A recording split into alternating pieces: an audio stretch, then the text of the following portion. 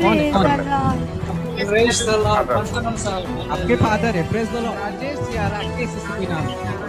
Who is it? Praise the Lord, मेरे पापा का नाम है। 24 तारीख क्या है? हाँ देते हैं।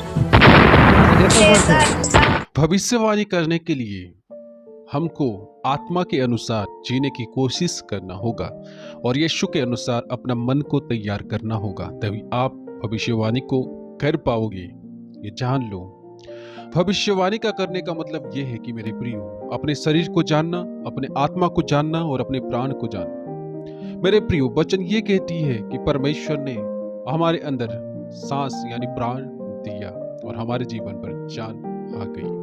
मेरे प्रियो, भविष्यवाणी का मतलब यह है कि हमारी इच्छा को मारना।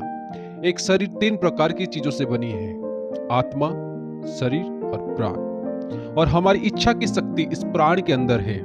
जब हम अपनी प्राण ऊर्जा को यानी प्राण को मारते हैं, अपनी इच्छा को मारते हैं, तब हम आत्मा बन पाते हैं। अगर आप भविष्यवाणी करने चाहते हो तो सबसे पहले आपको आत्मा बनना होगा, और आत्मा बनने का सटीक उपाय यह है कि आपको सबसे पहले अपने शरीर को मारना होगा।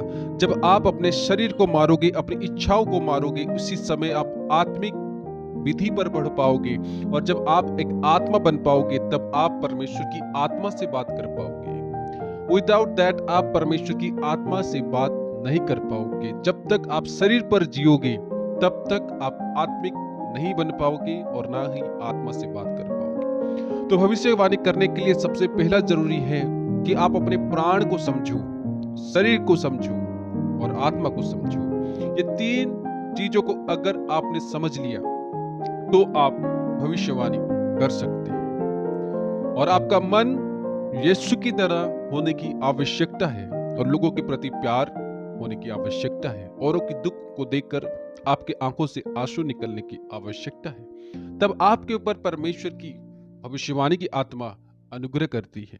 और भविष्यवाणी की आत्मा आने से पहले आपके अंदर पवित्र आत्मा की जरूरत होती है, और अन्य भाषा की जरूरत भी आपके अंदर होती है। भविष्यवाणी मेरे प्रियो हम बहुत प्रकार से कर सकते हैं। परमेश्वर हमसे 144 तरीके से बातें कर सकता है। भविष्यवाणी कोई विचन करना चाहे तो सबसे पहले उसको एक आत्मिक बनना होगा और अपने जीवन को छोड़ना होगा।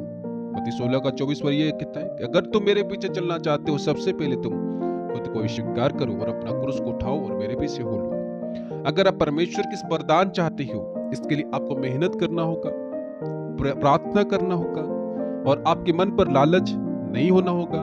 आपको पवित्रताई भरा जीवन अपने जीवन पर लेना होगा।